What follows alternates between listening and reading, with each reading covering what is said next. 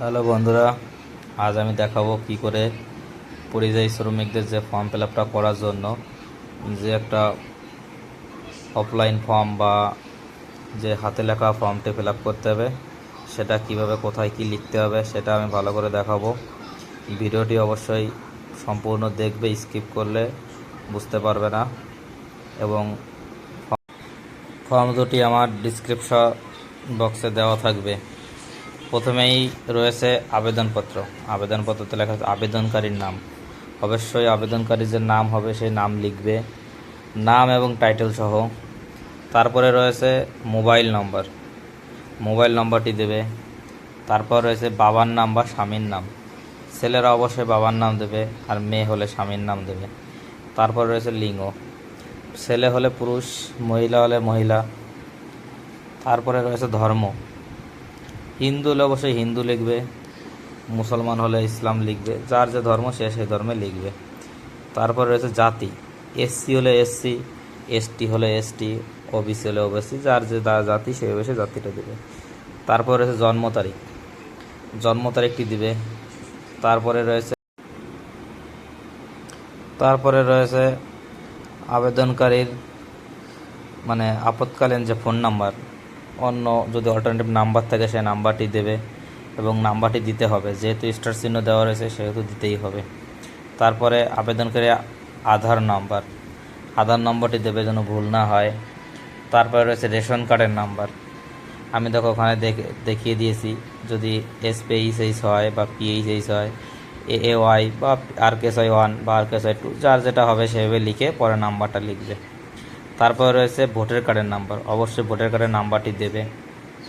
তারপরে আসলে ঠিকানা প্রথমে মহকুমা লিখলে, তারপরে মিউনিসিপ্যালিটি বা ব্লক হলে ব্লক, তারপরে গ্রাম পঞ্চায়েতের নাম, তারপরে হচ্ছে থানা, তারপরে পিন নাম্বার, এইগুলো সব ঠিকঠাকভাবে দিলে। এবার মেইন ব্যাপার হলো যেটা ABCD। অনেকেই যেটা কনফিউশন হয় যে ABCD এর মধ্যে কোনটা লিখবে।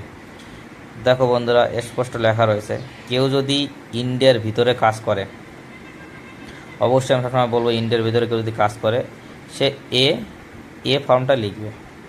এ ফর্মে ভারতবর্ষের পশ্চিমবঙ্গের বাইরে যে রাজ্যে বসবাস করে সেই রাজ্যের নাম, তারপরে সেই রাজ্যের থানা, যদি কেউ না জানে অবশ্যই গুগল থেকে দেখে নেবে, সেই থানার নাম লিখতে হবে। এবার কেউ দেখা গেল যে বিদেশে কাজ করে ভারতবর্ষের বাইরে, তার জন্য বি।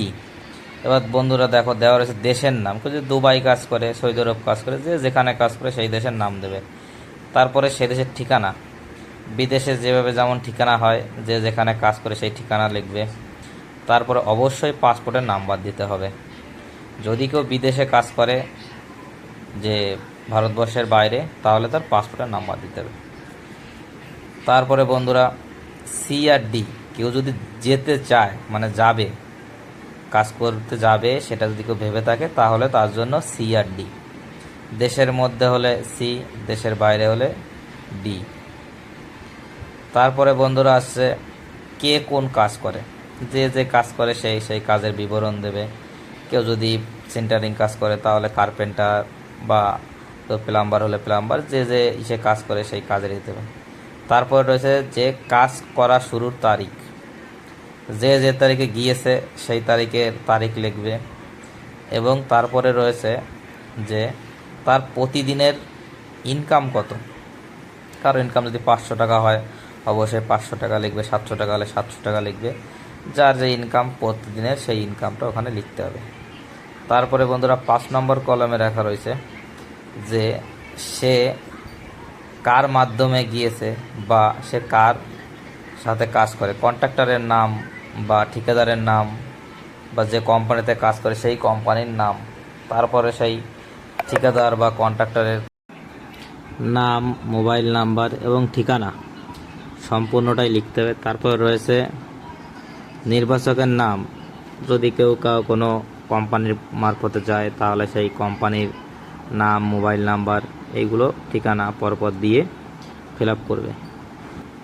এরপরে দ্বিতীয় পেজে 6 নম্বর কলমে রয়েছে ব্যাংক ডিটেলস, যার যে ব্যাংকের পাসবই আছে বা বই আছে, সেই পাসবুক থেকে যে যার ব্যাংক আছে সেই ব্যাংকের নাম, ব্যাংকের ব্রাঞ্চের নাম এবং অ্যাকাউন্ট নাম্বার, তার সঙ্গে দিতে হবে আইএফসি কোড। যদি কারো অ্যাকাউন্ট নাম্বার ভুল হয় তাহলে অবশ্যই টাকা পেতে কষ্ট হয়ে যাবে। তাই অ্যাকাউন্ট নাম্বার যখন লিখবে তখন খুব সতর্কতার সহিত লিখবে। তারপর রয়েছে 7 নম্বর কলম। 7 নম্বর কলমে রয়েছে যে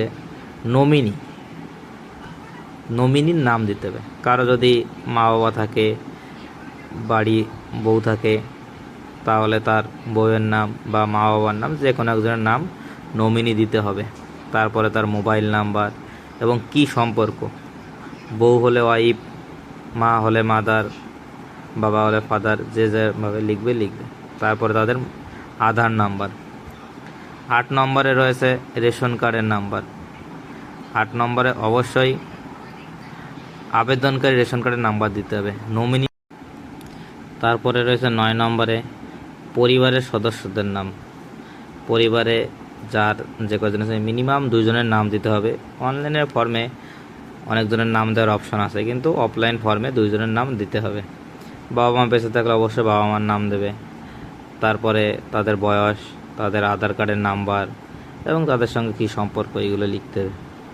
এবার যে ডকুমেন্টসগুলো তুমি দিতে পারবে সেই ডকুমেন্টসের টিক চিহ্ন দেবে। তারপর আবেদনকারী স্বাক্ষর করতে হবে।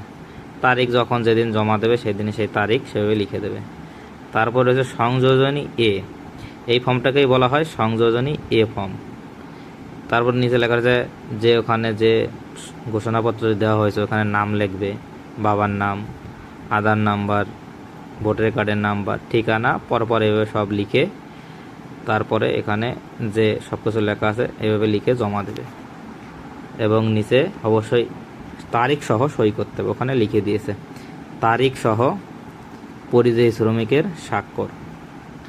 বন্ধুরা, অবশ্যই যদি ফর্মটি ফিল আপ করতে কোনোরকম কোনো প্রবলেম হয় বা অনলাইনে ফর্ম ফিল আপ করতে কোনো প্রবলেম হয় তাহলে অবশ্যই কমেন্ট করো।